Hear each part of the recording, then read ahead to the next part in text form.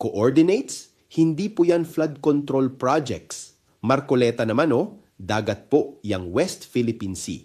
Mga kababayan, ginamit ni Senador Rodante Marcoleta ang usapin ng coordinates sa pagpapaliwanag niya tungkol sa West Philippine Sea. Gaya ng ginagawa ngayon sa issue ng flood control projects. Doon ginagamit ang coordinates para matukoy ang mga pekeng lokasyon at mahuli ang anomalya.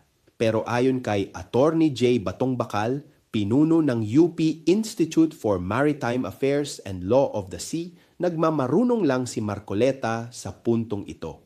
Ang karapatan ng Pilipinas sa West Philippine Sea ay hindi ibinabatay sa coordinates kundi sa nautical miles mula sa baselines alinsunod sa batas ng Pilipinas at sa international law. Sa flood control, mahalaga ang coordinates para sa pananagutan. Sa West Philippine Sea, ang usapin ay batas, baselines at nautical miles. Kapag maling lente ang ginamit sa soberanya, hindi lang paliwanag ang pumapalya, naliligaw ang bayan. Sa usaping teritoryo, batas ang gabay, hindi kayabangan.